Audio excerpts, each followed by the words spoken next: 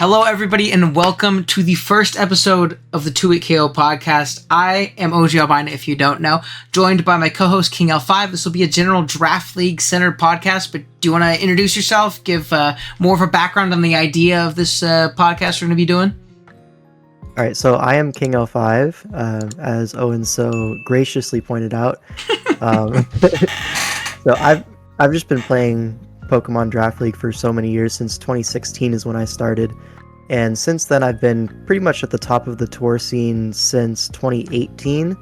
That's when I won my first major tournament, and then since then I've been a big part of the community running Draft Premier League, which was the first Draft League team tour and really set kind of the standard for kind of the big events in draft in modern times, at least on the tournament side. So that's really cool. One of my proudest things on the internet is DPL, and so I've been around the Showdown scene a lot. You've been around the Wi-Fi scene a bunch, and I know you dabble in Showdown as well. So I figured we kind of cover a lot of the community between the two of us, and we're pretty good friends. So it's kind of why we're here. Yeah, it kind of bridges the gap a little bit too, because and again, I'm sure you know this, and I'm sure if you're a person who watches my stuff, and a majority of it is Wi-Fi content. It's not random movie here where I'm playing a Smogon tournament or XYZ league.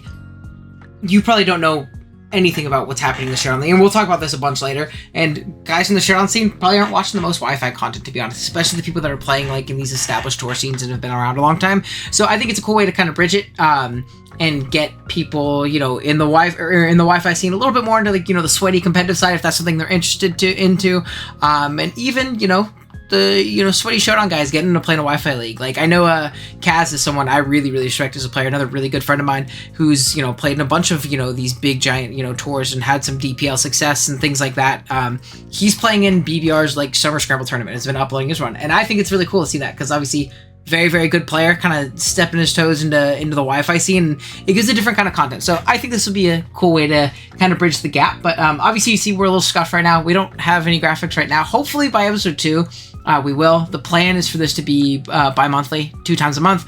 We're going to kind of go over what's going on in the tour scene, what's going on in the Showdown scene, what's going on Wi-Fi, and some other fun segments that we'll get to a little bit later. But speaking of which, do you want to jump right into the DCL discussion and kind of catch me up to speed? Because I have no idea about what's happening in the scene right now. So speaking of the divide, right? I mean, dude, I'll be honest, I didn't get picked up, and I was like, I guess I won't look at this shit anymore. Yeah. That was about it. So I guess it does kind of show, and we'll talk about that later. I think one of the things we're going to talk about is kind of the whole spectator experience if you're not a player in one of these tours. But in general, what's the going ons? What's happening in DCL right now? All right, so DCL, this is the second one they've run, Draft Champions League. It's kind of like DPL, but hosted by Smogon. So it's just a Draft League team tour with all the top players, pretty much. And so I'm one of the captains on one of the teams, the Infernal Armory. We're going into the mid-season right now, so we've had 3 weeks all done up until now. And so now we're doing all the transactions, because that's how it works in team tours. You have 1 week in the middle where everyone has transactions open, and then you have your team set for the rest of the season going into playoffs. What teams have been performing above expectations, performing well, performing maybe not so well? I have the rosters pulled up on screen right now. Yeah. Band Chasers, Crunkle Ball, all them and stuff like that. What has been the storylines thus far, I guess? All right, so post auction, right? So the auction, everyone's drafting their teammates, right? Mm-hmm.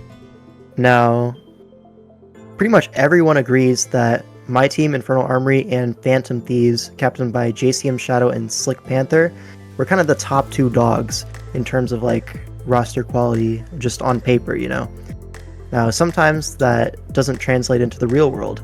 And so Phantom Thieves are actually pretty low down on these standings. They're, I think, tied for 6th, 7th or something like that. Yeah, it looks like they're in 7th right now. Only above Nature's Mad. Didn't Nature's Madman also have a pretty solid... That was a DPL core as well, right?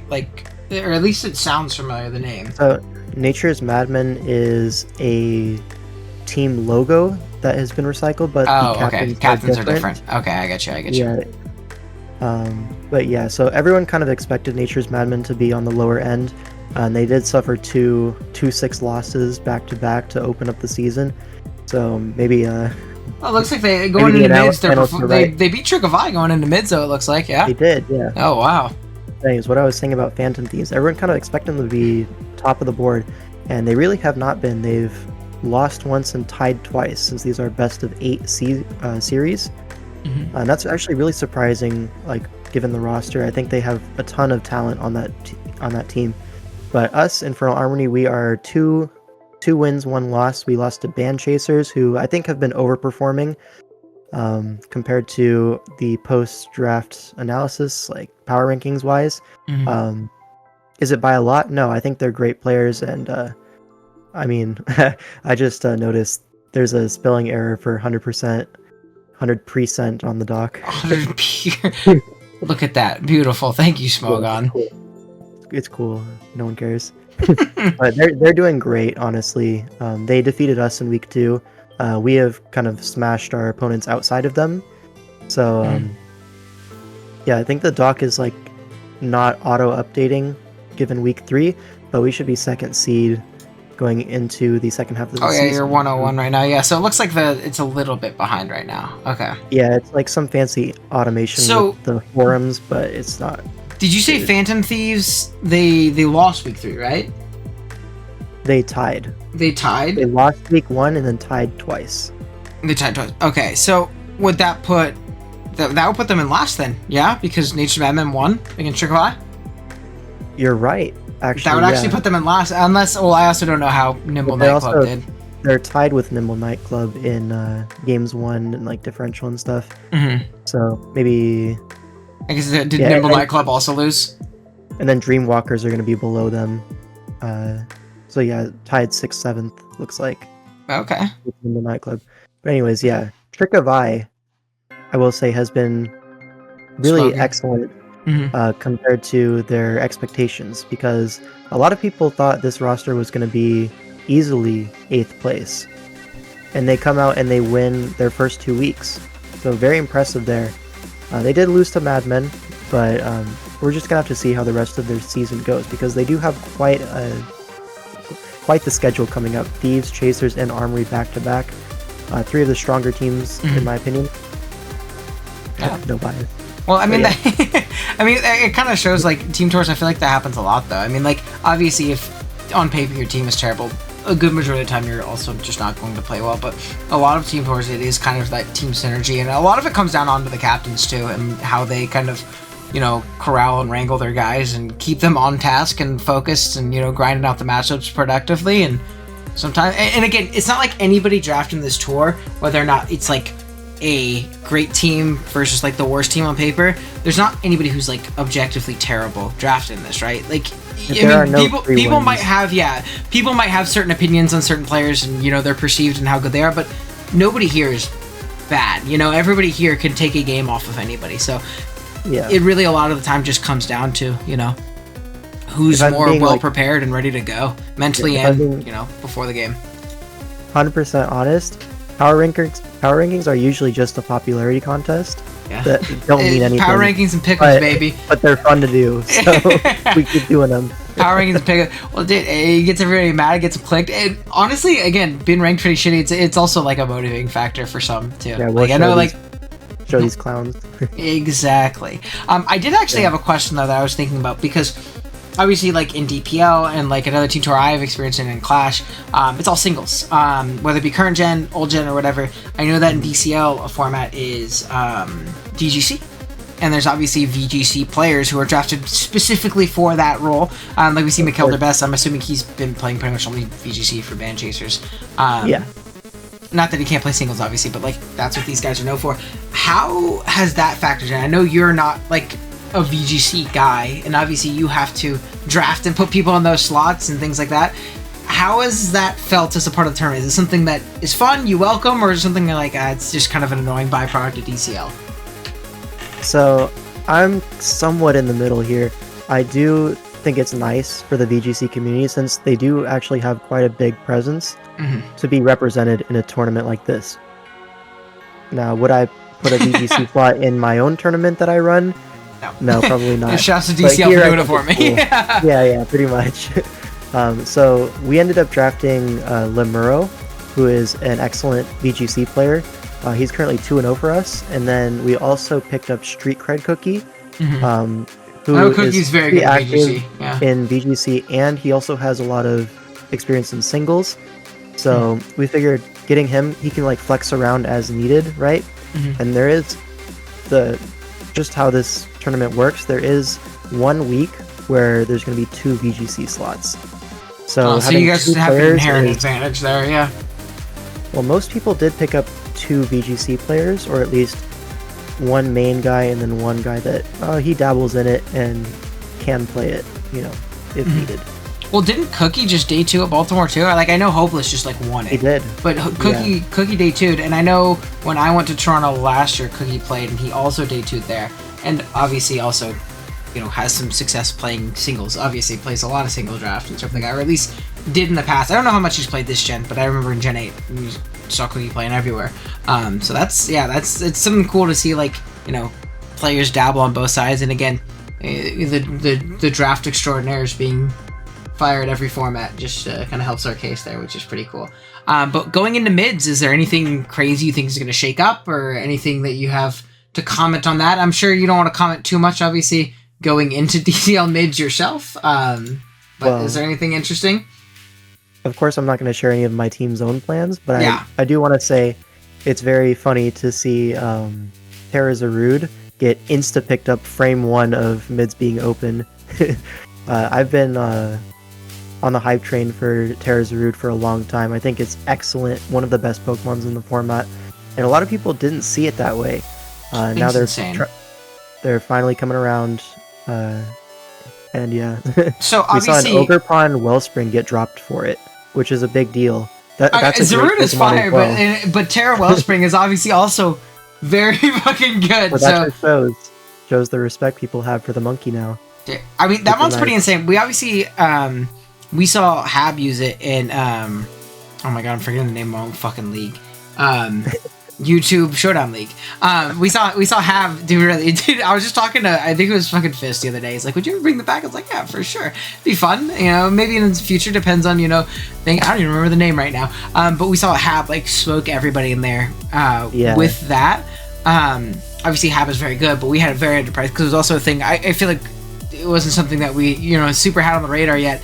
And then I know this isn't like a real format, but we're obviously running the BBT tour for BBL as we're like tiering and stuff like that. And Harris, one of the one of the captains here for Dreamwalkers, he's one of the main BBL guys. He's doing a lot of the tiering with me and stuff like that. And he had Terra Zarud thing, and I think it was like Terra Water. It was like max HP, and like a fucking Reshiram Draco, and did like 60%, and it just synthed it off, and then like 1v1. I mean, like it was just like taunt, knock, Petal Blizzard, synth, and it like killed like 4 mons.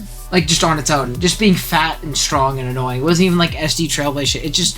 It's so fat, it's so strong, and when you kind of can shore up that defensive typing, it's a pretty nuts mon. Definitely really, really insane. There's just so many replays of Zarud just absolutely owning, and you see it in high-level tournaments as well. It's not just a noob crusher.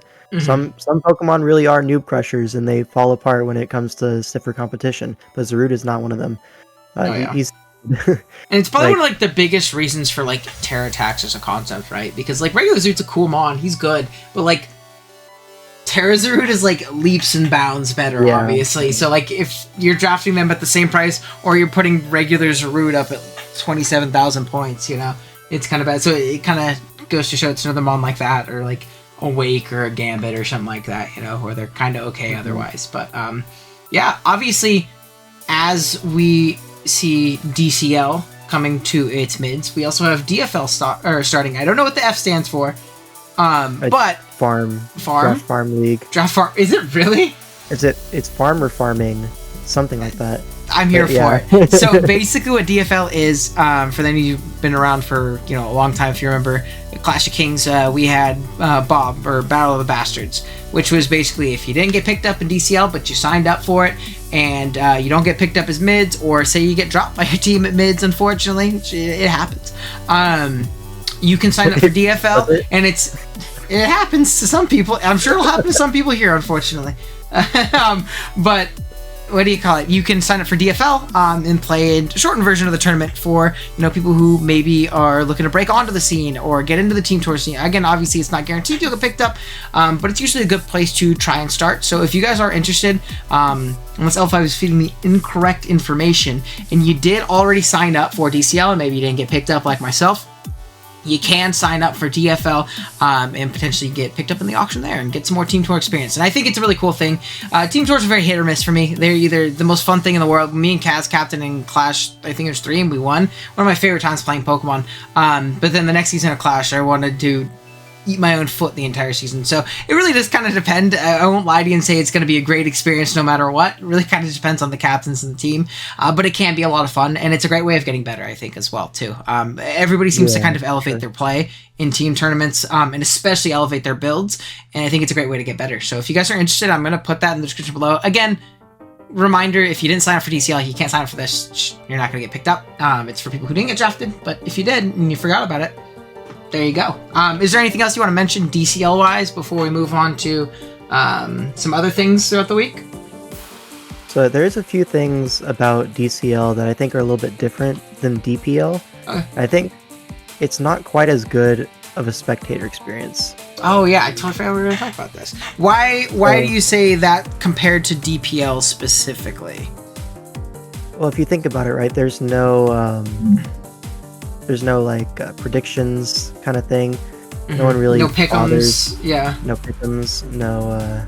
Or like back in the day, I don't know if people still did it in DPL this season. I'll be honest, I didn't super check, but like write-ups. I remember back in the day in like Clash and stuff like that, where you'd have like a Zaza jump in the chat and do a crazy write-up on a certain series and playoffs or something like that. Like that's so super fun. And again, whether you're playing or you're watching or you want to just yell because you think someone's an 8, stuff like that is, I get what you mean. I get what you mean. I guess I also have the smoke server muted, so I didn't know they weren't doing pick'ems or anything like that.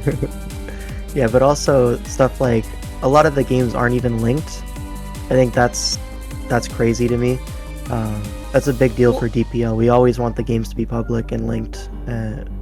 It adds a different level of hype too. I have to, like, again, I only played 2 DPL games, and even on top of that, playing Clash games, which had less people, dude, I had to fucking mute the chat. It's overwhelming. It's intense, dude. You got like 50, 60 people joining, and if you don't mute, they're talking shit in the chat too at the same time. Like, it's stressful. I can't pay attention to it, man. Like, I really can't. But it's cool from a spectator perspective where someone just absolutely chokes, or someone makes a crazy play, or wins a super, super close endgame, and you see chat blowing up and just a wall of, a rainbow color names. Yeah. Super, super hype. Absolutely one of my favorite things is just seeing the chat go wild. Oh, yeah. For my games or for other people's games, You got nerves to steal. I'm down for other people's games. I don't want to see shit when I'm playing at all. I'm ignoring spectators and opponent. That is not happening. I do it for the crowd. Well, I have another question though. Do you think part of the spectator thing? This is something that I just don't like about Smogon is the forums. Do you think that's also a big contributing factor, is the fact that it's still run through the... I understand why. I'm not saying, like, I can't believe they do this, but do you think that's kind of a contributing factor to the subpar fan experience, is the fact that everything is kind of through the forums? It's almost like a necessity if you're going to run it through Smogon to have it run through the that's what I mean. Like, I understand it, but do you think it does kind of hinder it in a sense? Absolutely. I think it does. Just like everyone is already on Discord in the draft scene. Not a lot of people go on the Smogon forums for their draft content, But I forget to go on it when I'm playing in the tournaments. Like I have to like set a reminder to check it at one time, or when I schedule someone in Smogon, I'll be like, hey, I can play these days, but please just fucking message me on Discord because I'm not gonna see this in 3 days, and then I'm gonna get in trouble and get forfeited because I'm not gonna pull up Smogon on my computer. I mean, I'll see you if you ping me. It'll be easy that way. But I definitely have 1 or 2 games in the tournaments even where you get forfeited. Now I'm sure that's not a problem in DCL. I'm sure you can get your head ripped off if you forgot to schedule someone by Wednesday. But it just goes to show like the forums isn't like a very natural thing for the draft goon on Discord to pay attention to, really. Yeah, and also like if you're not picked up on a team, there isn't really much to keep you like Interesting. locked into it. Yeah. I mean, really, I feel like DPL does a much better job at this. I think, and DPL is active pretty much throughout the whole season, but a lot of like the team tour experience, and I think that's the reason why like DFL is good or Bob was good when we did it in Clash, is like unless you're very, very actively trying to get picked up at mids, which is, a valid thing to do. You're in a server, mock grinding it out for a bunch of teams, providing a bunch of support, or just trying to keep your name in the atmosphere so people are like, I remember that name when I saw it. I mean, there's not much of a reason to pay attention, unfortunately, especially if we're not doing things like, pick'ems and write-ups and videos. And one thing that I actually really like, I remember I think you did a lot more last DCL, and then you did, a ton for DPL, and you have is like the live comps where players are jumping on and recording themselves watching the games. I think stuff like that is perfect because again, it gives, I don't know, I can't tell you how many Wi-Fi games I haven't watched on YouTube that are my friends playing, but when we all jump in a Discord call and watch the game live, it's a different level of, like excitement. So I think stuff like that is also probably a big thing that can be done to contribute to the watchability and like the enjoyability of like a fan. Yeah, I did record 3 games this past weekend for week 3, and I uploaded them all yesterday. Yeah, no, I saw that. And again, obviously L5 will be linked in the description. Go watch those. And again, it's fun watching high-level players play and high-level players analyzing said play, because you'll also see that, like, even if someone is very good and much better than you, guys just brain fart and shit the bed sometimes, right? And it's a lot easier to see in hindsight, especially if you are a good player, like, oh, why the hell did they do this? I don't know. I think that that kind of like dynamic of it is definitely pretty interesting. But yeah, like me and Addison were commentating one of the Chrome Cabal games versus Band Chasers, and we both didn't see the end game correctly until like after it already happened. We're like, oh yeah. Ooh, that was shit. actually super embarrassing for me, to be honest. Let's edit this out in I was post. like, what is going on? Oh, he wins. Right. Yeah. I knew that. I was just keeping you guys on your toes. I was just seeing if you guys knew. Now, lastly, before we move on, is there any breakout performances you wanted to note? I know we have that in our notes right here. Any players who have been performing above expectations, like individual guys? Yeah, so if I go to like the MVP rankings, which is just like the standings, you see people like Aberforth. Oh, wow. 3-0. At number 1. This guy was a min bid pickup for my team. We started him week 1 because we basically picked him up as a second ORAS slot. And then he just absolutely pounded his game. His mocks were also super dominant. And like, so we're just going to play him again, So we started in week 2, and then I moved over to SV because I'm flexible like that. I can touch my own toes. Not really, not IRL, but in the game I'm flexible. And then he's just gone 3-0 in the first 3 weeks. Wow. Getting some good competition too. Especially as a mid-bit. It looks like Domus is playing really well as well. 3-0 in ORAS. Similar boat. Well, and I know on GG Tour too, like I know, like obviously that's completely different towards solo tour and stuff like that, but in general, like I know he's one of the few guys who are still undefeated in that. I think he's like 5-0 or something like that. Like he's been playing really well in general. Everywhere. When you hit a stride, keep going. No, just hit the hot streak at the right time. Addison, fellow Wi-Fi warrior, going crazy again, 3-0 in Sword and Shield. And then JCM has also been having like a really, really good generation in general. It looks like he's continuing that here, right? Yeah, I personally consider him probably the best SV player right now. Although maybe if I keep playing SV and winning, maybe I think I can make an argument for myself. But hey, a little bit of bias there. Watch your fucking back, JCM Shadow. I think there's some expected people up here at 3-0. Genius, JCM, myself, iPro. I think, especially in Usum, right? 3-0, it's probably expected. Addison being 3-0, that's great for her. I think I would more expect a 2-1, which she did hacks one of her games. So yeah, win is a win, baby. Win is a win. 3-0 is great. And then a lot of people 2-0, but then you look at the bottom, there's some people, not having a great not having the best time. Habada, we were just talking. Yeah, we were just talking about Hab a minute ago with him smoking with Zarub. Yeah, Habada is a great player. Not off to the greatest start in this tournament, but I'm sure he can bounce back. Then we have LeJohn having a tough season as well. Yeah, tough one. Oh, my code Amel too. No, it's okay. We'll hype Amel up in a minute. It's fine. It's fine. All right. Is there anything else DCL you want to touch on before we move on? I think that's it. That's it. Alrighty, what is next on the itinerary? It looks like we're going to jump into kind of the Wi-Fi side of things.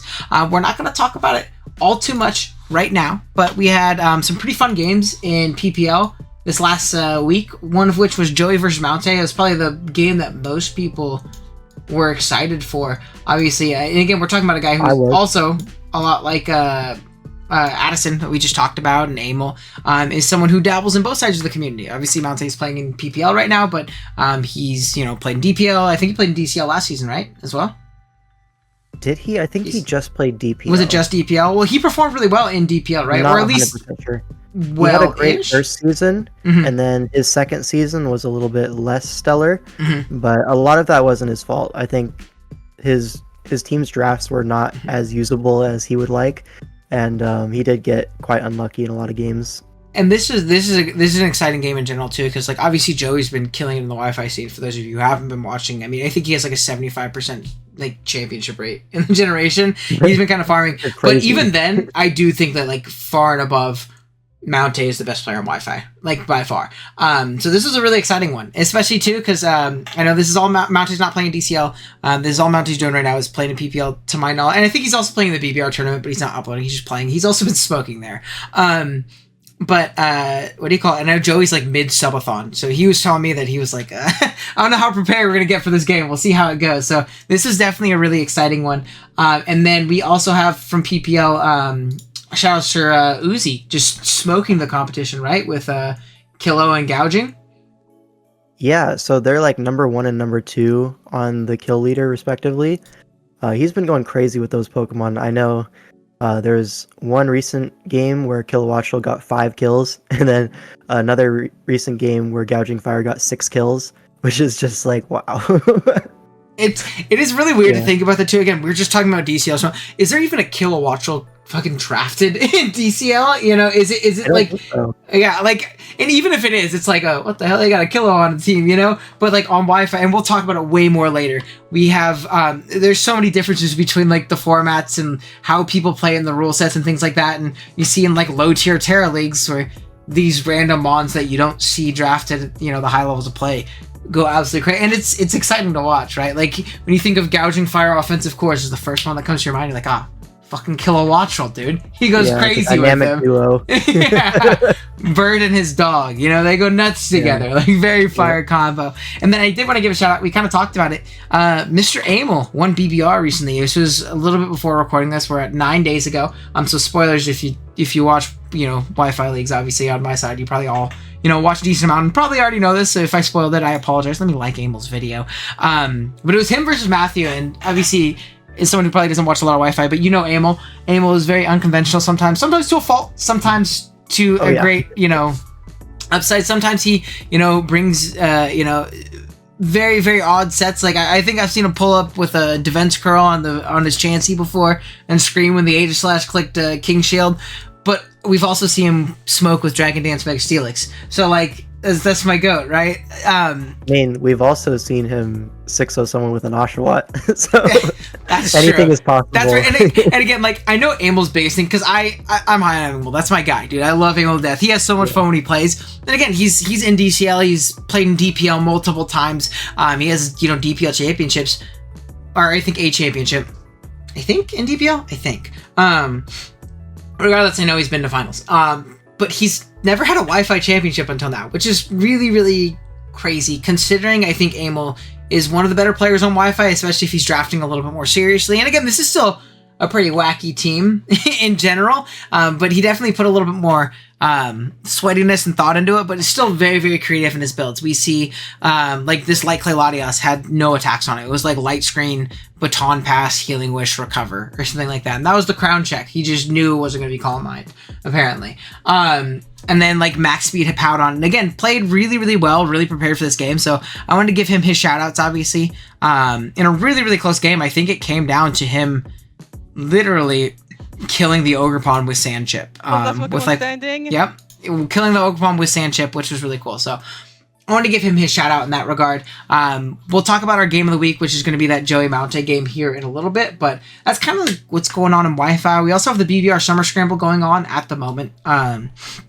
Our second iteration of the tournament. Last time, I believe it was won by Hopeless, who just won Baltimore Regional, so big shouts to him, obviously, on that. I'm sure everybody in the draft team knows because we've all been flexing. I'm like, I know that guy. I played him once. But he was on my team last DCL. He was my VGC player. Yeah, so big shouts to Hopeless, obviously, for doing that. But we're playing it. We're running through it again. I believe we're going into, as of recording this right now, we're going into top 8 right now. And I mentioned Kaz was playing it. I know Kaz is in top 8, so he's the guy I want to see win. Again, I think it's cool when Showdown guys step into the Wi-Fi scene and have their way with us and kind of go crazy. So that's obviously pretty fun. But yeah, with that being said, I guess we can kind of use this as an opportunity to kind of transition into the difference between this tour scene we just talked about and the Wi-Fi scene, whether it be these leagues or the seldom tournament that we see run in the tournament. What would you say the biggest difference between the two is? And there's a lot, but what would you say the biggest difference is? Well, an opinion I used to have that I no longer fully have, if that makes sense. I think the Showdown side is more serious, and then the Wi-Fi scene is more about we're just having fun out here, but and there's certainly some Wi-Fi coaches that's absolutely true, but there's also a lot of Wi-Fi players that they're actually putting in the work and bringing quite serious teams. They're trying to win. I'm talking Joey and Uzi mostly is who I've personally worked with, and I'm like, this is actually pretty respectable. The kind of like dedication you have to actually trying to win the game.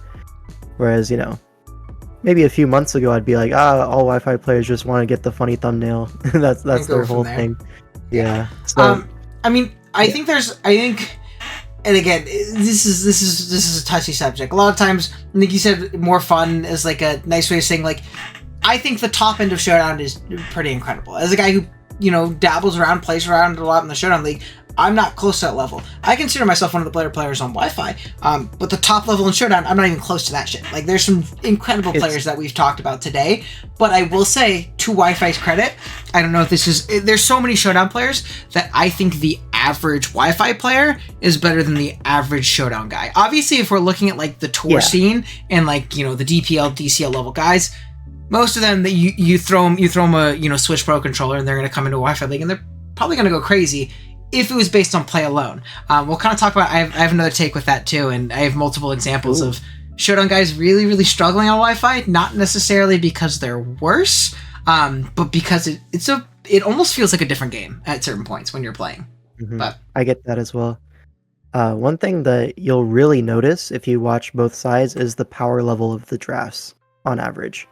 So the Showdown scene, we're always rocking up with the strongest Pokemon. The Terra rules are a lot less restrictive. And pretty universal at that, too. Yeah, we've kind of got to the point where Terra Preview with a Terra Captain or two is like pretty standard. It's going to be pretty rare to find something not doing that. So that is definitely the rule. And then you have stuff like... what's an example? Like Terra King Gambit. That's something that on the Showdown side, it's not even like not even a must draft. Like there's several King Gambits that went undrafted in DCL despite having access to Terra, but in Wi-Fi that's like completely unheard of. They'd say, "Oh no, that's way too broken. You cannot do that." So there's that kind of thing. I think a lot of the difference in rules, and it isn't necessarily like, this isn't a slight, but if you're a Wi-Fi only player, like a lot of the people I know and I play in Wi-Fi leagues with, you're playing considerably less. Like, considerably less. Whether that be in tournaments, like, these tournaments that people are playing, because it's not even like people are like playing in 10 draft leagues like they used to. Leagues are almost a dying cause on the Showdown scene. Like, it's not a super common thing to see, big draft leagues in, like, at least at the higher levels. But whether it be mocking, playing in tournaments, things like that, Showdown guys play so much more, and they have so much bigger of a sample size to watch and see and analyze and be like, okay, maybe the first like 6 months of Scarlet and Violet, it was like, I don't know, how we're going to approach Terra. We're going to do it like this. We're going to do it like this. But slowly, because so many games have been played, that universal of like free Terra preview, with the Terra tax, 1 or 2 guys. Again, there's slight differences, but it's free Terra preview. That's it. I think part of that is just because Showdown guys play more. So there's more data and experience to go off of. Whereas if you play in one league that allows free Terra King Gambit and it gets 27 kills and is on every thumbnail, you're like, oh shit, that guy's broken. Every time I play it, it's 6-0 someone, because you saw it pop off in one league. I think that, at least personally, I think that's a big reason to why Wi-Fi rules, at least especially with this gimmick in general, it hasn't really been this way in the past, to be honest, but with Terra being so controversial and so kind of a nuanced thing to approach, I think that's why the rules are so all over the place across every league, with high tier, low tier, 3 types on a Tuesday, and you can only Terra when your hat's backwards, Hey, you could Terra right now. Let's go, dude. Fucking big. Let's freaking go. But, like, me personally, I've seen thousands, and I'm not joking, thousands of SV games at this point. So I'd like to think that I kind of understand the format, whereas, like, if there's a King Gambit, I know there's generally some pretty reasonable counterplay that most teams will have access to, most well-built teams. That's going to be your Will-O-Wisp, your Encore, your Substitute on Sucker Punch, your Taunt on SD. There's strong resist to Sucker, yeah. Like, there's multiple resist. Things. Yeah. So, but go ahead. For someone less experienced, they might just be like, oh, this is overwhelming. King Gambit, they just hold it in the back and it's 5 fallen and it kills my whole team. Like, okay, yeah, maybe. And early on, how do we get to that position? yeah. Early on in the gen, I did use King Gambit in a tournament called PGP, and I went 7-0 in that tournament with King Gambit as quite clearly the star of the team. And because it was early in the gen, nobody had really figured out how to reliably check King Gambit. I remember a lot of King Gambits were just running bad sets as well, which made it a little bit, more balanced. But kind of people figured out the good King Gambit sets, spammed them, and then people figured out the good counterplay to those good King Gambit sets. And now you get to today, where it's not even an S tier Terramon, in my opinion. I think it's fallen off to like A+. Still excellent mon. We gotta bank that, by the way. We gotta do a tier list of Terramons and like their viability. Yeah. That might be a banger podcast. That had a light bulb go in my head. The YouTuber me was like, "Whoa, the fucking ad rev." Hell yeah! But also like stuff like Terra Latias. Now that was too much for the tier, and it did end up getting banned in at least the Team Tour 8-mon format, which is what I'm mostly familiar with. It's just Terra plus Levitate is a great combination. Any immunity from your ability usually gives rise to excellent Terra opportunities. Think like Thunderous T with Volt Absorb turning into a water type. That's something that was super common early in the gen. Not so much these days, but it was definitely... there's more broken guys that you can kind of get away with instead. Yeah. Well, I'm using obviously Latias has been pretty universally banned because it super took advantage of like the defensive aspect. But I remember like one of the 2 games I subbed in, or the game I subbed in DCL, we were running like an offensive like Terra Steel set, and again, great defensive counterplay, or like great defensively in that game, but also it was like Life Orb offensive, still really, really strong, as a mon, so very versatile. And then in GG Tour. Right now, it's a multi-gen tour on Showdown, and for my SV team, they allowed Terra Latios, and that mon, I've only played one SV game so far, but that mon was also fucking insane. It did the Terra Latios thing, and I Terra Ferried, with Levitate and Walled the Great Tusk and set up and won the game. So like, it's interesting to see kind of like that's a lot. I think I have Terra Latios and Terra Iron Hands on the team, and again, if we look at a Showdown league or a Wi-Fi league. Would you ever see one of those 2 guys being Terra'd in a game? Probably not. No, you wouldn't. So I don't know. I think it's definitely really interesting. Something I will say though, and I did want to kind of hark back to it, and kind of like the differences between Showdown and Wi-Fi, I don't think it's just in the format. I've seen many a times where Showdown people will dip into the Wi-Fi scene. The first example of these two would be, I remember Lapis played in APA Academy in Gen 7 when I first started uploading too. And Lapis way back in the day, again, I don't even know if they still play Pokemon. But they were very good at the time. They were a DPL player. I remember that was like the same year that they beat Joey in week 1 of DPL, that one season that Joey played DPL. So like they're season 2. Yeah, they were playing really well back then. They played in APA Academy, which wasn't like APA's main league. It was the D League. It wasn't known for its competition level. Lapis went 1-7 and dropped in APA Academy. And then the other example is, we just talked about doing really well this time, but Kaz played in NCP, a Wi-Fi league that I ran in Gen 8 last generation. He went 1-5 and dropped. And really struggled. And I think like the difference in just how the game is formatted and played on Wi-Fi versus Showdown, especially in content, it's kind of like goes without saying, right? When I'm playing in a Showdown game, like if I'm playing in a tour game, I'm sitting in my room like this, like with my hand over my mouth, I'm dead quiet, I'm just clicking the button. Like I'm not talking. But in a Wi-Fi game, I have to be animated, I have to talk, I have to be entertaining, I have to explain what I'm thinking, or nobody's gonna watch my fucking video, because it's boring, right? It's just, there's no point. So that's a big aspect of it, obviously, but also like the readily available information when you're playing on Showdown, the ease of calcing, the ease of hovering over Mon and saying, oh, it's at 63% exactly, not pulling out your little ruler at PNG and going, shit, is that a roll? You know, things like that. Like being able to see how many sandstorm turns are up in the corner right there when you're playing and things like that. And seeing like, oh shit, it is damp rock. Not actually having to count yourself. Now they've made that a little bit easier this gen in general.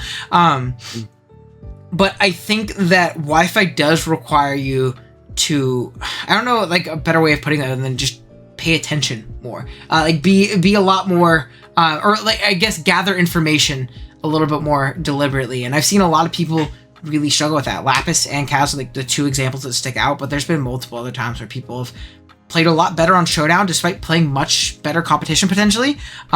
Just because there's a lot more going on when the monster actually clicking the buttons and doing backflips as they supercell slam, you know? Like it's a little bit more, you know, intense. And again, we can't skip turns. We have to sit there. We have to wait. The timer's a little bit less forgiving. Things like that. So I know. I think that's also something to keep in mind when it comes to like the difference of the format, and something that is, in my opinion, it is much harder to just simply play the game on Wi-Fi.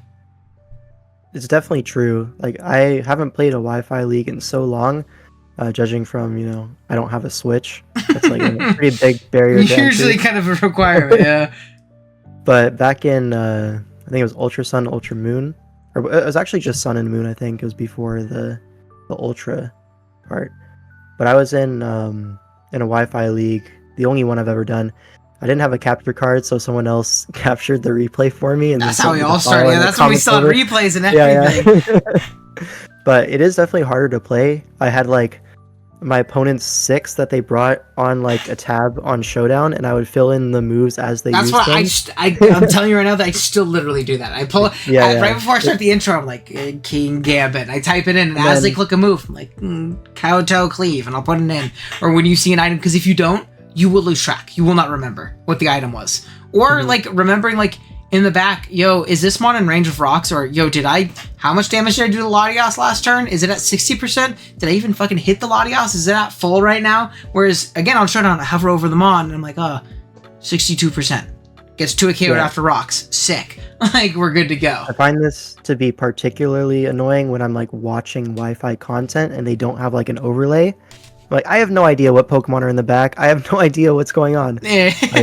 I think that was a complaint I have gotten from you specifically. Dude, I don't know what's fucking happening in the game. Like I tab out for like 30 seconds, I come back and I'm completely lost. So imagine playing it too while you're looking over and like because those layouts, I think I know like 2 people who do them live. And if you do them live, dude, good luck. You're typing in your layout on the side when a mon, switches in and clicks a certain attack or reveals an item and you don't know. You didn't see... Dude, not seeing the air balloon must be the most infuriating thing ever. Whether it be you or watching someone's like... Dude, someone switches in the gold angle and like, oh, they must be Scarf. I'm Scarf. Like I'll just Earthquake. And they just get blown up. Yeah. Oh, dude, you see it pop up. Like, no. Dango's here. Is that one? Oh, dude, yeah. There's just so much quality of life on Showdown, especially when you're used to that. It's so easy. Oh, 100%. Like, the information gathering that you can get is... I mean, you don't have to gather the information. It's there if you just look at it, right? I'm trying to think, is there anything else that really makes Wi-Fi unique other than the different rules? I will say, for BBL, which is the next league that I'm running, I've tried my best to kind of incorporate... Because, again, I play a lot of Showdown, and I always tell people, too, if it wasn't for the content aspect... which I really enjoy making content. I like seeing the big number go up. I like, uploading videos. I think it's really fun. It's a really cool time capsule. I'm not gonna play Pokemon forever, so it's cool to like have a giant log of all the shit that I did, while I'm playing. But if it wasn't for that, if Showdown videos pulled just as well as YouTube or Wi-Fi leagues, I probably wouldn't be playing Wi-Fi. I very much prefer playing on Showdown. I like the, the grind aspect of, being, one of the lower guys in the X division of a league or, an X tournament, trying to fight my way up and get better. I enjoyed that a lot. It just doesn't do as well. But again, I obviously also appreciate kind of the consistent rulings and kind of how the metagame is shaped out in Showdown. And I see that because I play in that a lot. So I've been trying to kind of incorporate in that free Terra preview in. When we ran LTM recently, I did free Terra there. It was a low tier league, but we did free Terra preview. It went well. I will say none of my guys complained about it. They had never, half the league had never played in a Showdown league with those rules. People were fine with it. They were a little skeptical at first. They're like, I don't know about this shit, man. But they enjoyed it. BBR, obviously, we did no Terra just to kind of try it out. It would be fun. I will say, too, maybe this is a discussion for another podcast. I didn't feel any different about the meta and how the league felt with no Terra. So I think it's just a Gen 9 thing. And then for BBL, which we're doing upcoming, that will also be free Terra previews. So again, we're breaking down barriers. No more terraing on Tuesday with sideways hats. I'm sick of it. It makes me really upset. Yeah. I really don't like it. So I've reserved myself. And granted, I mostly play in leagues that I run. I don't want to play in leagues that do like these rules anymore. So I've been trying to make it to where my league, and I can tell you in January when BBL runs next season, it's probably just going to be a cut and paste from a Showdown league rule set wise, and it's just going to be on Wi-Fi. So we'll see how that goes. But is there any other big differences you wanted to mention when it comes to Showdown via Wi-Fi? Yeah, it's kind of one more thing. On Wi-Fi there is no like meta that's formed. If that makes sense, because everything's too different. Where like you can't really find the cores that are super great. Whereas on Showdown, with the same general format every time, you get to see these like really cool like combinations that people find, they like kind of like tweak, and you get some really cool teams out of it with some really great synergies. And I do enjoy like seeing the metagame progress over time. Whereas on Wi-Fi, I feel like a lot of times it's kind of like the fundamentals of draft. We're not exactly delving so much deeper into the nuances, like specifics. Yeah, that's fair. And again, some of it is cool. Again, it's cool seeing Uzi's Kilo go crazy. That's like a good example of it. It's low tier Terra. You don't see Kilo pop off. But it is cool to see kind of like the general optimization in general too. I mean, that was also the same thing the previous PPL season. Mountay had Kilowattrel and it also went crazy. So maybe it's just in low tier Terra, Kilowattrel's a little broken. Wi-Fi players don't draft flying resist as much. I don't know what to tell you, man. There's a common trend. Hazards plus I don't know. Maybe that's the metagame. Just draft a flying type. We're spinning right now. Okay, so with that being said, we're gonna move on to our next little segment. So in general, I'm gonna plug my Discord down to the description below. We're going to have a couple things, related to the podcast in there. One of which is going to be the next segment that we're doing is going to be questions from you guys, viewers, Draft League members, things like that, whether it be a question on, the format in general, our thoughts on things, or different, concepts or hypotheticals and things like that. We're going to have 2 to 3 questions per podcast. Just going to kind of pick out the interesting ones. So if the question sucks, sorry. But yeah, we'll have that, and then we'll have a couple others that we're going to talk about. But we're going to jump right into the questions right now. Bang, right there. So our first question is from Big Kigo, Mr. Keegan, and he's a really interesting one, and I kind of talked about this a little bit with him earlier, but I'm curious to hear your answer. It's going to be, which Pokemon would be better if you removed a move from its moveset, resulting in players building better sets with said Pokemon? The example he gave was removing Stealth Rocks from Garchomp. Keegan is a noted Garchomp hater, and the only reason he hates this Mon, we've argued about this a million times, is because he says people draft it in the first round to run Rocks 3 attacks all the time, and it pisses him off. I don't know if I necessarily agree with his take here. I get what he's saying, that maybe sometimes we're running the Rock 3 attack set a little bit too much, but I do think it does kind of lead to some interesting options, because you'll see mons in their move pools. Keegan gave me a really good example that I'm going to use in a minute if you don't use it, and I have a couple others in mind that people kind of use moves that they maybe shouldn't be using on them, at least very often. Never say, like, you could never run this in a matchup, because that's the exact opposite of what draft is. But do you have an example or a thought on one of these? So the guard shop example, I completely disagree. I can see you squirming a little bit. Here's the thing. So in Gen 8, yeah, you're totally right there. In Gen 8, you pretty much always want to be running Swords Dance Scale Shot. It's just way too good to give up. Or Scarf or something like that. Some offensive guard chomp, because it's just so fantastic in that gen. If you're talking Gen 9, it now has access to spikes. You can run Dual Hazard with Rocky Helmet, Rough Skin, get some insane progress early game. Still having a really strong natural attack set and doing lots of damage. Yeah, but like stuff like that I super enjoy, like that kind of mon, like the hazard stacking, passive damage. I just enjoy that thing. But yeah, I certainly see the vision, you know what I'm saying? So for me, an example would be something like Deoxys Speed. If it didn't have cosmic power, people would run so much less bad sets. Do you see that often? I think I just spam Dio Speed. I love Dio Speed. I think I've run Cosmic Power like once. I think I think it was the game I fucking lost to Vergis. Stupid Charm Latias was the one game I ran fucking Cosmic Power Dio ever in general, dude. So I get you. It's such a versatile bond that, like, playing so slow and slow pace with it, considering its move pool, just does kind of seem like a waste in most instances. Oh, another thing? Oh, yeah? I could go through a few more, but Torn T, just delete Bleak Wind. Like, run Hurricane. Don't be pussy. There you go. Yeah. That's not bad. I mean, yeah, they both miss. Staying on bit. And again, depending on how you're playing your Torn, and like if it's Terra Torn, non-Terra Torn, at least non-Terra Torn, or like Gen 8 Torn in particular, it was so good because you could position yourself to afford to miss a Hurricane and be like, beans, I mean, you turn out like, shit, I guess I didn't hit it. Or like Z Hurricane back in Gen 7. So the examples that I had in mind, one of which was related to Torn. Again, it's kind of like gen specific, but at least I saw this a lot on Wi-Fi. I know you probably did not see a lot of this in the Showdown scene, but I saw a lot of nasty plot Torns in Generation 8. And I agree. Yeah, see, in Generation 8 specifically. Now, if this is Gen 9 Torn, it can tear, dude, nasty plus nasty some games. Like, it's super fire, right? I think offensive Torn in general is kind of the way you go if you're drafting Terra Torn. But if it's non-Terra Torn in Gen 9, or if it's Gen 8 Torn, I think Nasty Plot is just... I think it really stunts how you're supposed to use Torn. At least to the most effective degree possible. So, I'm not big on that. I think a big one on non-Protean sets is U-Turn on Greninja too. Not big on U-Turn on Greninja. I think that usually if you are predicting a switch, there's a button you can click that is a little bit stronger, a little bit more aggressive of a mid-ground click or a prediction, or spiking in a lot of instances feels a little bit better. Maybe that's more a Generation 8 thing, but at least on, like, I've seen a lot of Battle Bond Grens running U-Turn, which I guess you're forcing a little bit more extra damage, but if we're running specs like we usually are, if we're running like a really strong offensive set, there's usually a neutral click to do a lot of damage to put it in range or whatever you need to. I don't know, I see you're shaking your head a little bit, so I don't know if you disagree on that one. Battle Bond U-Turn is absolutely trolling.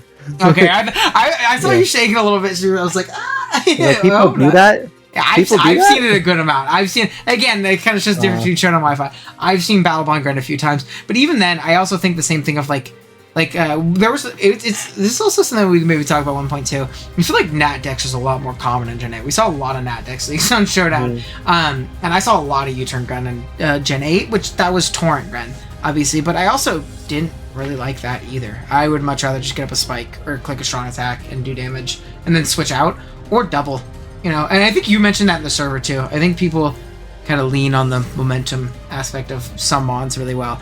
And this is one, I have one more. Overhype, like Flip Turn, U-Turn, Volt Switch. Or Palafin running Flip Turn a lot of time too. It seems kind of tough. Like, that guy wants all of his moves. Just run Bulk Up. Yeah. Run Bulk Up, Drain Punch, or run Banded. There's two options. Pick one of them. Stop Flip Turning. I love flip turn to do 10% to the resist and take helmet. Just click ice punch on the switch or switch out, double out. But then this is one I was talking about with, it was with Keegan and Kaz and Colin. Kaz kind of disagreed with me on this one, but I don't know. I don't feel as strongly about this one. And I don't think it would be better if you remove this move from its move pool, but I think people might maybe not lean on it as much. And that's like old gens, not Mega Scizor, but regular Scizor and Roost. Not using Roost on Scizor this gen when I've used it has kind of made me like retroactively, like I've drafted it in the last 2 ORAS tours I've done. I've drafted Scizor, like regular Scizor, and I felt a lot more comfortable personally running no Roost Scizor. Now I know a lot of times you just like kind of need to know when to run recover and when not to. Like when you're actually going to actively be clicking recover and slowing down the game's pace at that point. But I very often, I know at least, and again, maybe it's just growth as a player in general. In old gens when I drafted Scizor, it was Roost was on it 90% of the time, unless it was banded. Like I was running Roost on my Scizor or something like that. But having that extra move slot to slot in fighting coverage, knock, a defog, and a Swords Dance, something like that, or even just running like AV Scizor to just function as a little bit more of a functionally sound pivot, felt nice. Obviously, Roost, if you give Scizor Roost, it's a better Pokemon because it has that option. But I did notice I didn't feel as uncomfortable running the right set in a matchup, knowing that it was fine running it without it in Gen 9. I don't know if that I find that makes any sense. I find that to be 100% accurate. I was actually just talking about this with someone like yesterday about Scizor and Roost. I was like, fucking hive mind. Literally, let's go. Literally. They were like, oh, it's so annoying that it lost Roost because I have to run offensive Scizor. And I'm like, yeah, oh no, you have to run the better set. Oh no, don't U-turn for 90% on the switch. Yeah. No, that's what I mean. Or again, if you're predicting a switch to something, like getting that super valuable knock onto the mon that probably is holding boots at switching into Scizor is fire. Getting rid of the helmet so you can U-turn the whole game and not be scared to do so. So, yeah, I definitely think that's a big one. You said losing Roost has made you more comfortable not using Roost in older gens as well. Yeah, so I find that to be also pretty relatable for hidden power. Like I don't run nearly as much hidden power on my ORAS builds anymore because playing Gen 8 and Gen 9 with no hidden power, you kind of get used to it and you kind of see, wow, a lot of these moves are just more useful than hidden power. And you take that and you bring it back. You're like, do I really need hidden power ice or can I do something better? And or just like knowing how to build a functional game plan around chipping something down without having a forced move slot where you're probably not ever going to click the prediction to get the hidden power off, because chances are if the mon you're running hidden power for in a lot of instances they offensively smoke you, right, or like switch into you pretty comfortably on any other move, so you can't really stay in and click hidden power after, at least not in every instance, in a lot of instances. So like if you're not clicking on a prediction, you're probably not clicking it very often in the game, which means you're probably not clicking in the game in general. So like understanding like, okay, if I can beat this with something else or wear this down with something else, eliminate it, lower it with something else, which you have to do in Generation 8 and Generation 9, even with Terra, because I feel like a lot of times too, that's another interesting thing to think about too, with like, I know a lot of people worried about Terra Blast in general at the start of the gen, like when the games were launching, like, oh, fucking Hidden Power's back, but now it's Stab and really strong, but I don't see Terra Blast as like, I'd say probably like 60% of Terra mons are usually not running that as coverage. Yeah, it's pretty rare. Like there are very seldom instances. It's not uncommon, but like it's not ubiquitous. That's a big word. All right, on to the next question. We have one from Cly's here. Hold on. One thing to add, just because I was thinking about it, I'm also like a huge advocate of like making sets that you don't need to hit every single Pokemon on the roster. Yeah, you can make the active decision, be like, this doesn't beat this. I don't need to hit this Pokemon because what I can do is I can just chip it with this other Pokemon and then I have a free move slot. I can run like a setup move and then once that Pokemon's eliminated, I can just win the game rather than, oh, maybe I can do a little bit more damage on the switch in the first time versus, the opportunity cost of... Oh yeah, 100%. Right. I think that just goes into, like being able to, build a more coherent game plan around, that's something chipping down the tracks to win with something later, It's something you see a lot from like newer players where everything has 4 coverage moves. Yeah. Like everything's an in-game team basically. Expert belt Andes, let's go. Yeah. Shout out. All right, next up we have Clyde's here saying, anyways, real quick, I don't even want to know what he asked before. I already forget. It was probably something stupid about fucking frogs. Anyways, real question would be, what's the biggest difference between 8mon and 11mon? How do you recommend approaching them differently, whether it be in drafting or prepping in Scarlet and Violet specifically? So you have a lot more 8mon experience than me. I'll really quick touch on it before you talk. I think the biggest difference between 8mon and 11mon, at least in my head, is I think when drafting, role compression and versatility feels way more important in 8mon. Having mons that can perform different functions proficiently, not like this guy gets rapid spin. Okay, is he rapid spinning? But like mons that can do multiple things very, very well and fill multiple niches for your teams. At least to my mind, something that comes that pops in immediately is like maybe not in current gen too, because I don't even know if he's in the game, but like a Drapion in old gens. Like you see Drapion on a lot of 8mon teams, or even like Crocodile. I love drafting Crocodile and Oras and Usum. Absolutely, I love drafting that guy in general. But again, like Rocker, Strong Ground, Dark, Intim, like physically defensive pivot, things like that. Like I really love Crook for that reason. But that's the biggest difference for me, at least like quickly. Again, you have a lot more experience. What would you say like the main differences are? So I find 11mon to be a little bit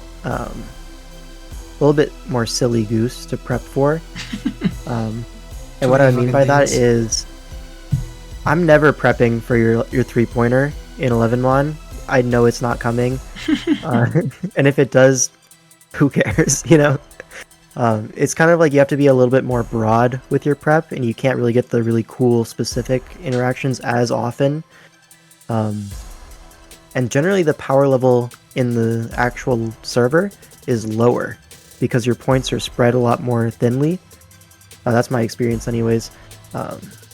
You kind of lose that precise prepping that you can really get in 8mon, which is why I much prefer 8mon to play myself. And that's why this whole year I've basically exclusively played 8mon just because I enjoy that format better.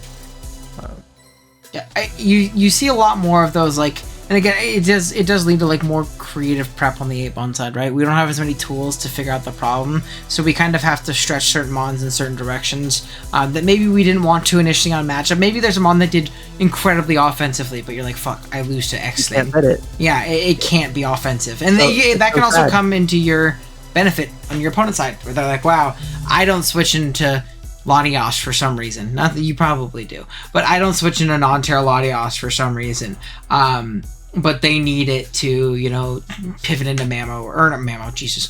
They needed to pivot into some ground type, right? And pick the worst ground, by the way. Outside of maybe Crook. Any other one. Yeah, outside of Crook, if it's like the worst one. But say I needed to pivot into fucking Nidoking. There's a good one, right? Like I needed to pivot into that and at least check that guy, right? So I need to be a little bit bulkier because the rest of my team really struggles with that, or like that kind of thing. So well, here's my like sum it up in a sentence kind of thing. How often in 11mon have you rolled up to team preview and you're like, thank God they didn't bring X? Yeah. All the time. Yeah, there's just not enough things to fit, yeah. Whereas in 8mon, it's 5 that are coming, there's like a 6 flex mon. Maybe 7. Yeah, it's like 1 mon is definitely not coming too. You can always tell one, like, this guy's terrible here, he's not showing up. It's kind of just the way people draft in 8mon is a lot more roll compression and like concentrating all your power into a smaller number of mons means they're just more likely to come to the game, So you're always going to have your bench and your main roster of 6 or 7. So I guess the next thing is to kind of jump into this for someone like Clyde is asking that maybe doesn't play a lot of tours, or 8mon, or just looking to break into the tour scene, but is having trouble with like the drafting aspect of it. How would you approach it differently than 11mon? Is there something you would give recommendation wise to someone like him on how he approaches it, either in drafting or in prepping specifically? So in 8mon, which is what I mostly play, of course, I really enjoy the roll compression stuff, especially when you can like hyper roll compress. And what I mean by that is a good example is my Draft League World Cup team. I have this super small defensive core of Jirachi and Swampert, and I also have a Galarian Weezing. Now these 3 Pokemon, they compress so well, whereas they generally cover a lot of things, and that allows me to draft insane offense around it and not really worry too hard about like a defensive core. So I had Deoxys Speed, a Terra Greninja, which was super fun to use. I had Dragonite. Like, these are some really powerful ones, and then Dragonite with multi-scale as well can serve as an emergency check to a lot of things, especially with E-Speed.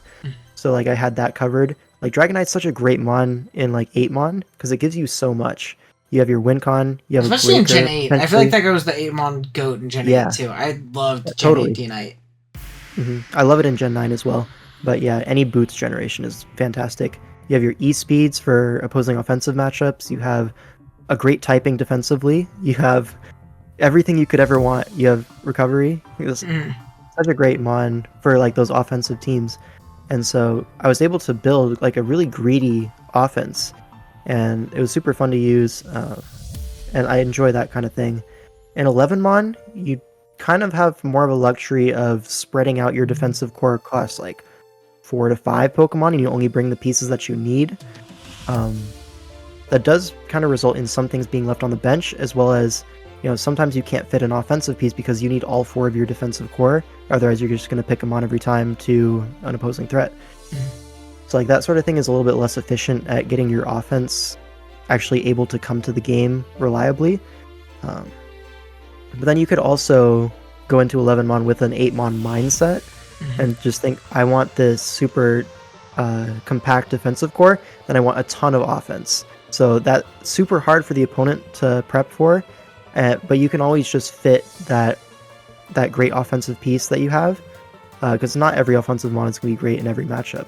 And if it is, embarrassment of riches, boohoo, So, as someone who plays a lot of 11mon, and someone who struggles in the drafting phase, like, I think that is one of the weakest things about me as a player, is like a draft league guy, and it's something I'm definitely trying to work on myself. And I was talking to Kaz recently because in BBR, which was 9 to 11, right? And again, it's not like 11 is always required in these leagues, right? We say 11mon because that's typically the max amount. Usually it's 9 to 11, 10 to 11, something like that.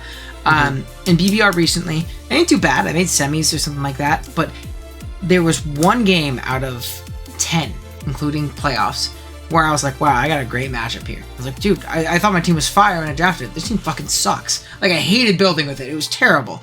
And I was trying to figure out why. I was like, on paper, all these things work well together. So I think the two things to approach drafting in general that I really struggle with is, one, with your offense, envision how it's going to play into each other. Yeah, you can have Xmon that beats this check to this guy and this guy to this guy, but how is it getting in? How is it like folding into each other? And when it comes to like, especially defensive pieces or even some of your offensive pieces, something I was talking to Kaz about that he was kind of helping me out with. It was a concept that I really had honestly just not thought of before.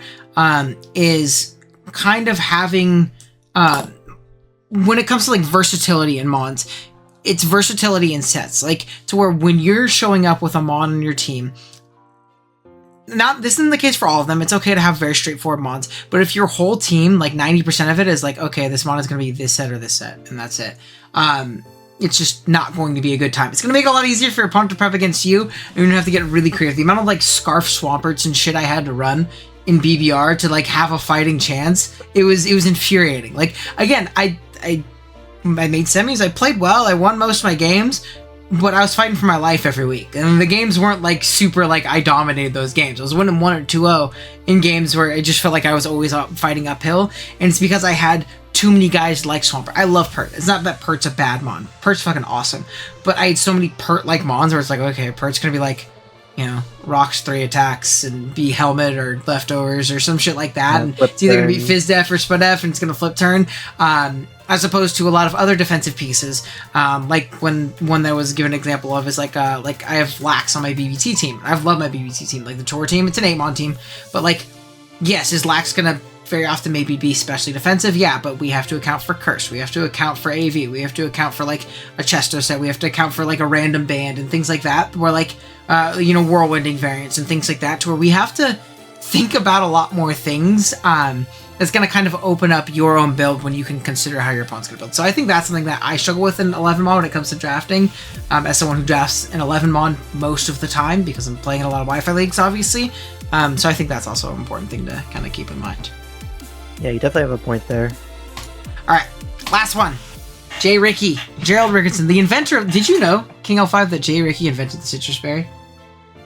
Oh, did he? He did. Welcome to J. Ricky's garden. That's my goat. J. Ricky says, in a format where there's always innovation and skill progression, what is the most efficient way to consistently get better and avoid plateauing? I'll touch on it briefly, and then you can finish it off. I'm sure you have some more thoughts than I do. Obviously, being in these very, very high competition leagues and kind of having to continue to elevate as other players elevate if you want to stay relevant in the tour scene. But I think a big aspect of it is, one, being able to be self-critical, maybe not beating yourself down after a loss and, hyper-fixating on it, but going back to your losses and even your wins and being like, okay, this was stupid, or this is a shitty play, or why did I do this, or this build was not very good. So really being deliberate in your preparation, your reflection afterwards, and also just making sure that you're challenging yourself, right? It's okay to not be the best player in a league. I say I enjoy doing these Showdown leagues, trying to get in DPL and DCL, playing in a lot of these tournaments, because I know I'm not close to the best guy there, but I know even if I get my shit stomped in, I'm playing people that are better than me. As long as I'm approaching it in the correct way, I'm going to get better, because I'm gonna learn from it. Again, it's like a very old cliche, and it's especially in sports, in the sense of it'd be boring as shit if you won every game, as much as especially me, I really don't like losing. I'm not gonna say I'm like, oh man, thank God I lost, I got better. But really, it's if you're winning every game, you've kind of got it figured out, and it's kind of a good indication that maybe we move on to the next step and step up a little bit and see who we can jump in the ring with and see how long we last. Yeah, there's of course I'm the best player in my league. Mm-hmm. And cool. Then what league is it? The right. XDB CPL. Awesome. yeah. Season 7. Why you gotta roast him like that? I don't know what league. I made up a random thing. It wasn't J. Ricky specifically. I know. But yeah, so obviously as you get better, you want to surround yourself with better players as you get better. It's not really too useful to be the 7-time champion of ABCDEFGDL. I'm glad you had Draft League in at the end, by the way. Yeah, of course. Just so we know. What is he just saying? Letters in the alphabet? Oh, Draft League. Shit.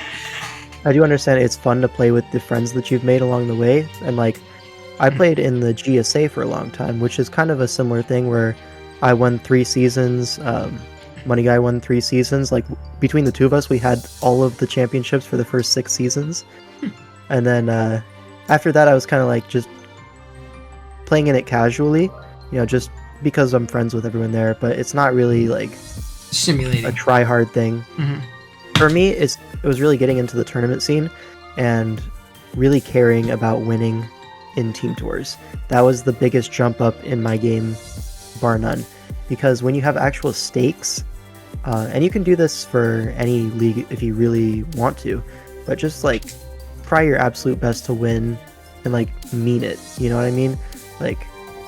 Do your mocks, think critically, do your reviews after the game. Mm-hmm. Probably if you lose, look at the game immediately. If you can, maybe if you're tilted, maybe it's not the best idea, but I'm going to take a fucking walk. You cannot make me. Right? But if you can look back, it's fresh on your mind. I probably went wrong on this turn. This is kind of where it went wrong for me.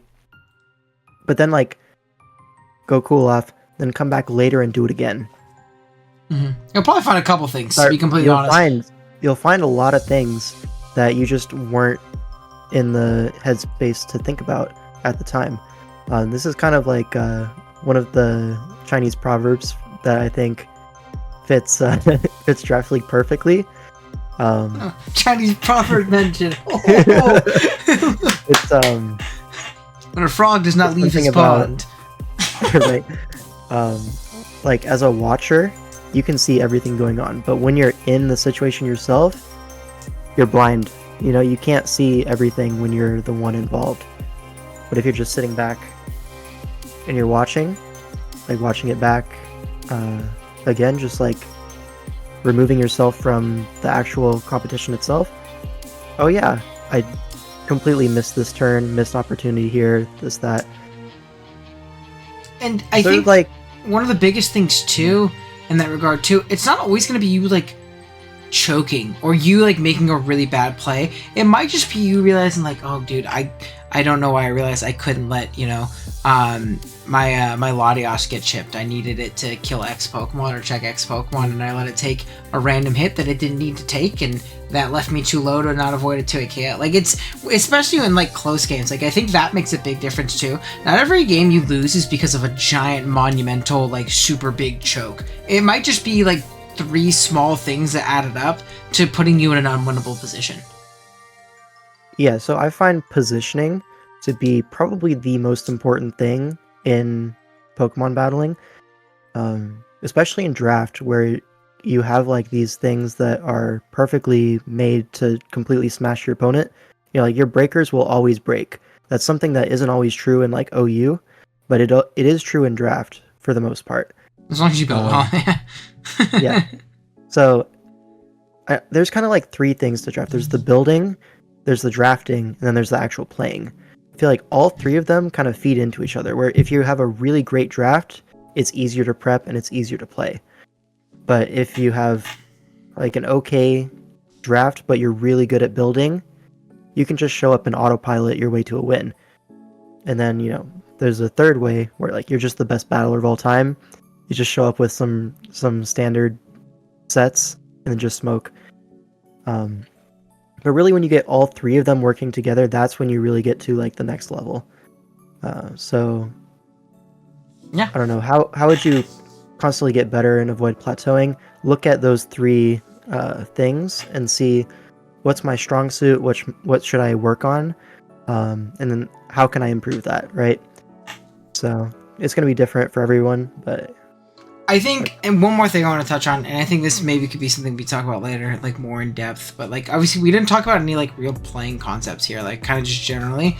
I think the biggest thing people struggle with, and it's like I think the easiest way to immediately get better too, especially if you're at like maybe like this like baseline point of maybe being good at the game, winning maybe inconsistently, but you've won a couple leagues or you did really well in a Smogon tournament, something like that, but you don't know what went well there, and other games are not going well.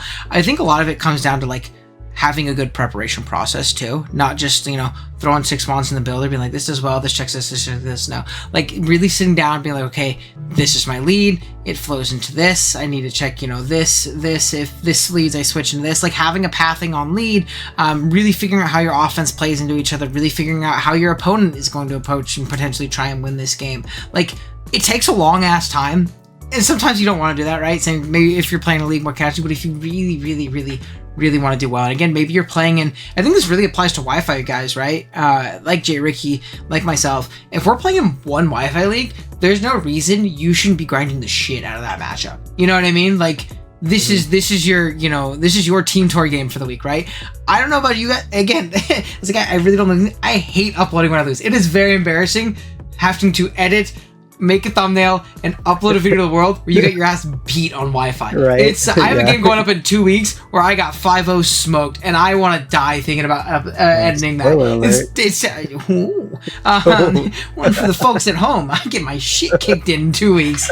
But like that's frustrating, right? So if that's something we want to avoid, do we really have to like dig deep in that preparation process? And hopefully you get some friends that can mock with you. I'm sure you can find some people that are like like-minded. Maybe you scratch their back, they scratch yours, you give them a mock as well. I think that's really kind of a big stopgap to a lot of people in draft in general. But yeah, that being said, I think we covered all of these guys. We are going to jump in and we're going to talk really quickly about our game of the week and our Waffler of the week. Some big ones right here. So game of the week and Waffler of the week, it's pretty simple in concept, right? We're going to open up chats in the Discord as well for you guys to drop in your favorite games that you've seen the last couple weeks since the last episodes. It can be Showdown, it could be Wi-Fi, really doesn't matter. We might do multiple submissions. This week it's going to be the Joey and Mountain game. And Waffler of the week, it's just going to be something funny we found Waffler. And I think for this one, L5 literally typed in Pokemon Draft League on Twitter and found a funny tweet of someone yelling about something on draft. We have no idea who this guy is, by the way. I have no idea what he's even talking about, like which league he's talking about.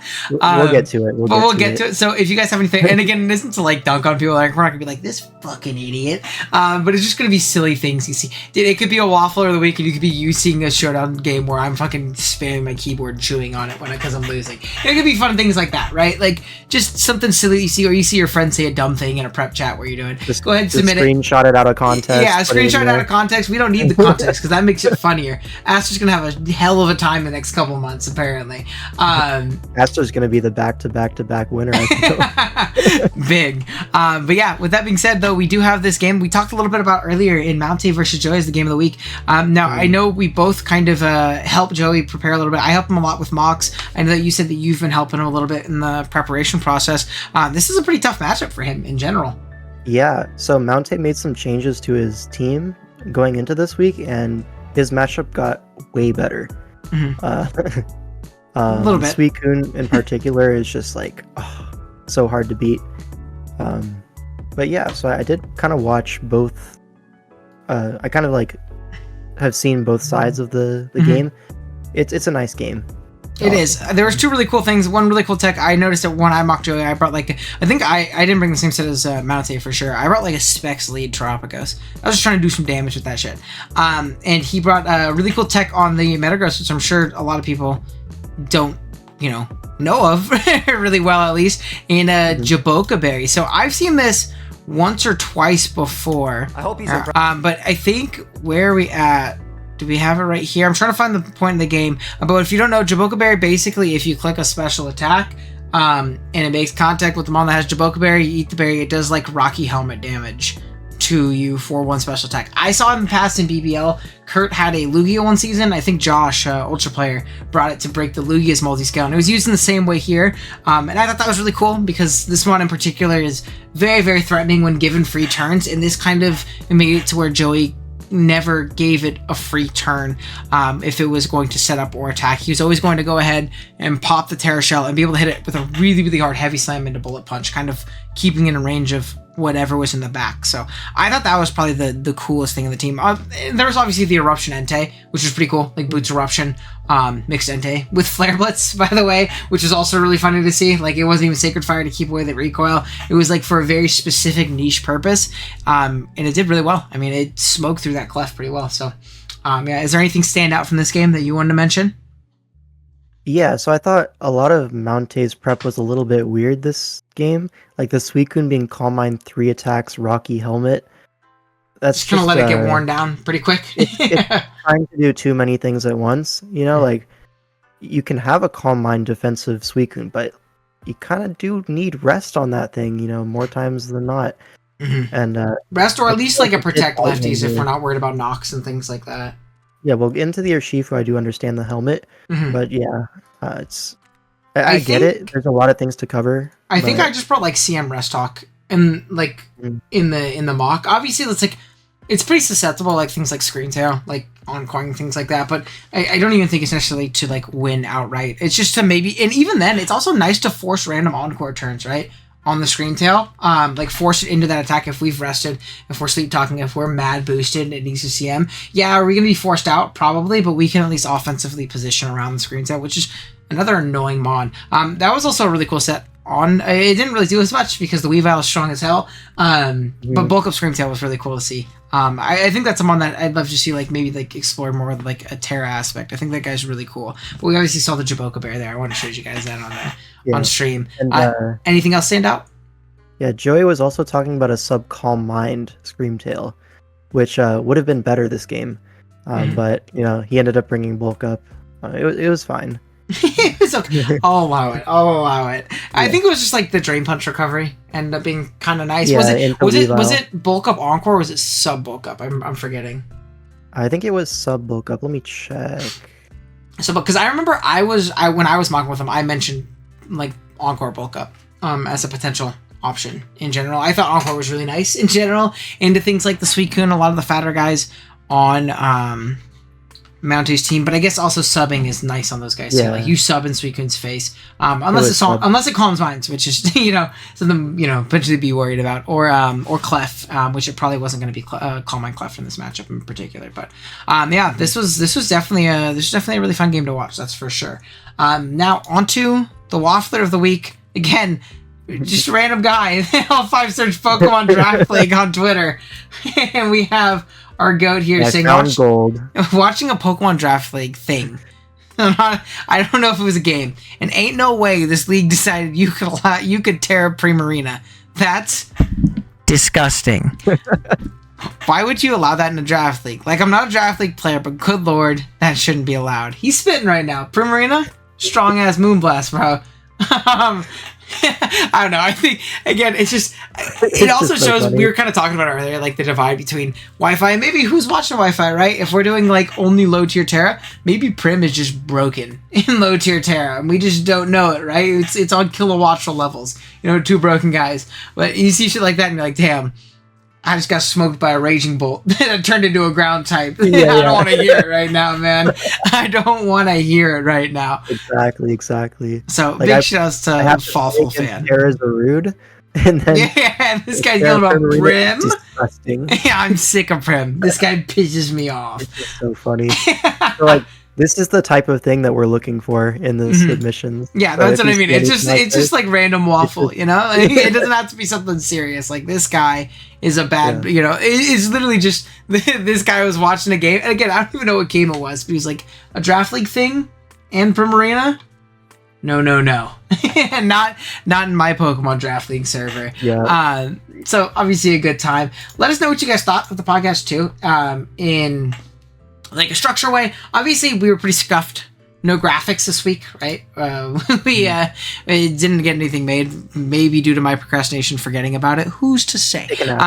But we do plan on getting a little bit of a layout to at least put our face in boxes, and pause, and getting like a logo done or something like that, obviously, as well. So let us know if you have any ideas for the logo. I think it'll be fun. I think it'll honestly probably be, this will be up before I'm actually talking to the artists, because they have a couple commissions ahead of us. So hopefully it'll be ready by the next podcast. Who knows? It might not be. But yeah, let me know what you guys thought of the structure. Obviously, go check out Mr. L5 in the description below. Not only is he a great Draft League player, he's the best Poke rapper on the scene, is all I'm saying. So go check out a little bit. L5 for the Cypher 2028, whenever that comes out. But yeah, do you have any parting words before we tuck out for the night? I think that's pretty much it. This has been fun. Yeah, and like I said, plan is every 2 weeks. Who knows? Some weeks it might be longer. Who's to say? But we plan to do it pretty semi-consistently. Go join the Discord server as well. Like I said, we have 3 chats that are gonna have submissions available for you to put Waffler of the week or Game of the Week, and it can be Wi-Fi, Showdown, whatever you think was best. Maybe on Game of the Week, try not to just spam your replays. But who's to say? We'll sift through them. We'll find the good ones. And again, it doesn't have to be from a big tour or a big Wi-Fi league. If it's a fire game from the ABCDL, fuck it, we'll throw it on. Who's to say if that actually ends up happening? But you can't put your own replays. But yeah, again, thank you guys for watching. Again, if you enjoyed, drop a like. If you're new, drop a sub. See y'all next time. Later.